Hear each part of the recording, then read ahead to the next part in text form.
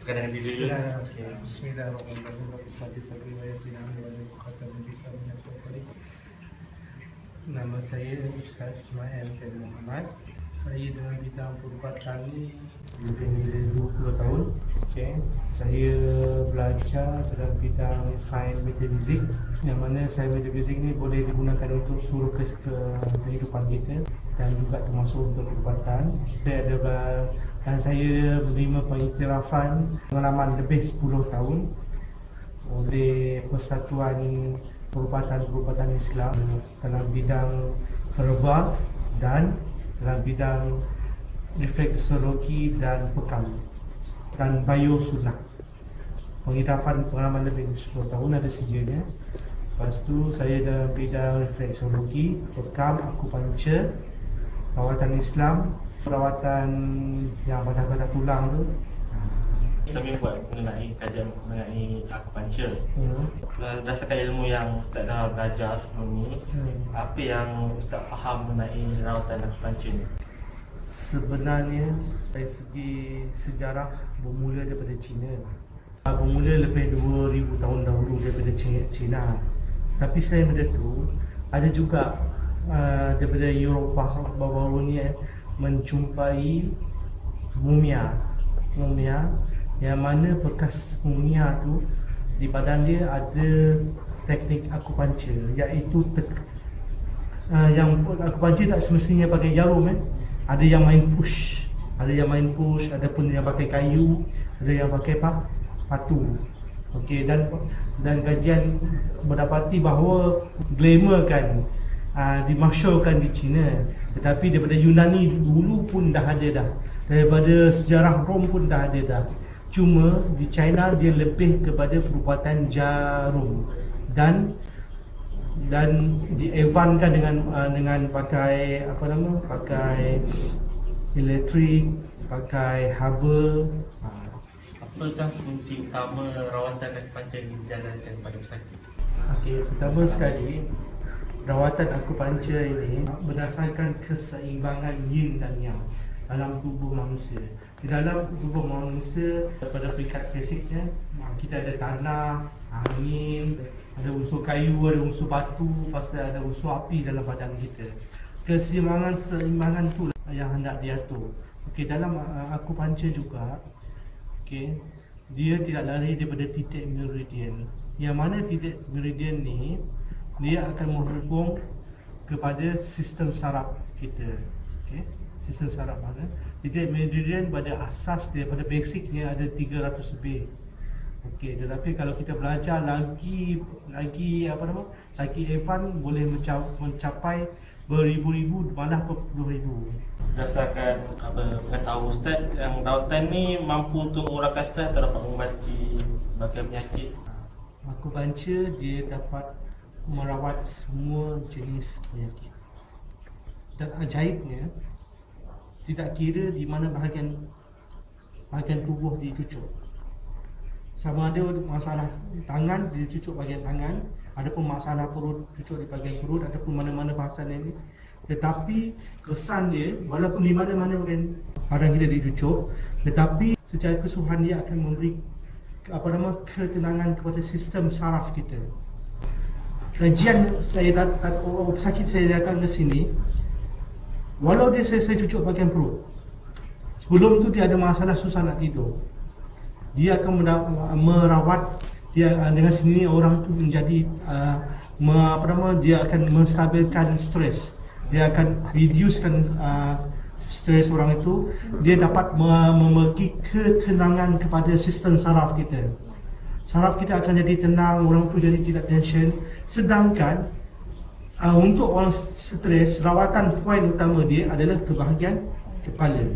Tetapi yang ajaib dia, kalau kita mana-mana buat bahagian yang lain tu, kita boleh boleh merawat. Hanya cucuk bahagian lain, dengan sendirinya orang tu stres dia boleh kurang. Okey, itu dari segi stres. Memfokuskan kepada mental illness, Okey, teruskan depression soalan. ataupun stres. Kalau boleh bagi testimoni siapa yang ada pesakit yang stres ke untuk datang sini sebab dia nak mengobati stres ke? Ada banyak pesakit yang stres. Apabila pesakit itu stres, dia tak akan beritahu dia stres. oh saya stres. Tak. Dia datang ke sini, dia akan beritahu saya sakit kepala, tekanan darah saya tinggi. Lepas tu dia migrain. Okay? Kepala dia migrain. Salah satu faktor utama migrain adalah stres. Tapi apabila saya merawat dia, saya buat rawatan akupuncture untuk kepala dia, dengan sendiri dia stres dia boleh hilang. Dia beritahu dengan saya tak boleh tidur. Setiap malam dia tak boleh tidur, dia susah nak tidur, lepas tu lambat dia nak tidur, lepas tu hati dia tak tenang. Tetapi setelah dia buat rawatan, lepas tu alhamdulillah okey. Memang sangat terbukti dengan kaedah akupuncture di bahagian kepala ni, orang tu boleh terawat dengan kaedah akupuncture.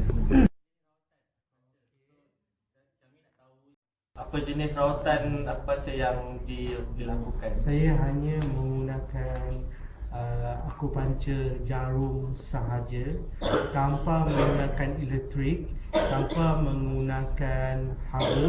Tapi sebelum ni saya memang ada belajar rawatan untuk elektrik dia.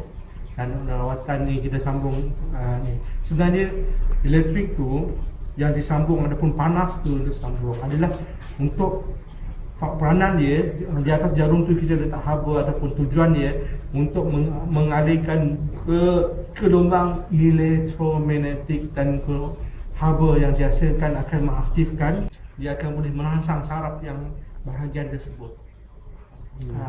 Selain daripada akupuncture yang pakai jarum, kita boleh punch, orang kata yang jenis yang tekat aku, yang tekat tu dia. Itu pun saya dah belajar. Itu senang dia titik meridian tu. Kalau orang tu tak ada keseimbangan apa semua, hanya dengan ni je dah boleh. Apa nama pening kepala, stres apa semua, kita bincang ujung ni, ujung kepala kita semua ni. Dia punya point dia. Rawatan sini, dan biasanya golongan mana yang kebiasaannya datang untuk rawatan? Mungkin golongan muda ke, sederhana ke, ataupun golongan dah berumur ke, macam mana? Paling banyak saya gunakan rawatan di sini bekam dan akupuncture. Golongan kanak-kanak sangat kurang. Golongan ni umur 30-an ke 50-an paling ramai datang. Atas daripada 50 pun kurang. Remaja dia masalah tersedut. Kalau remaja masalah tersedut, masalah tension dengan perasaan apa semua umur 25 ke atas. Sepanjang pusatnya rawatan dioperasi, dan sepanjang Ustaz dah buat rawatan pada sakit, kes yang paling teruk yang pernah Ustaz rawat?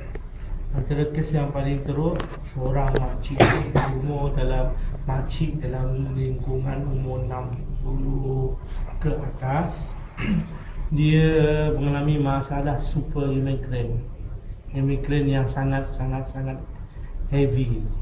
Saya gelarkan super migraine sangat heavy, yang mana dia dah pergi hospital pakar, dia sudah pergi ke hospital swasta normal, lepas tu dia pergi hospital di Semenanjung, di KL, macam-macam tempat, dah hampir beratus ribu dah duit dia habis. Alhamdulillah, kali pertama dia datang kat sini saya buat, dia kata jauh beza. Saya dah buang duit banyak, dia kata. Dia buat kali kedua, ketiga, keempat, dan saya gabungkan rawatan akupuncture migraine tu dengan herba, dengan padang larang dia sekali. Alhamdulillah sekarang ni boleh dikatakan 20%, 30% saja benda tu masih tinggal yang ada kat dia. Kali terakhir Rawatan akupuncture ni ada meninggalkan sebarang kesan negatif kepada sakit? Tidak pernah. Bayi boleh diakupuncture. Orang esok hari nak beranak, nak keluar baby, hari ni boleh akupuncture. Cuma dia mesti ada disiplin cara tekan dia, cara cucuk dia.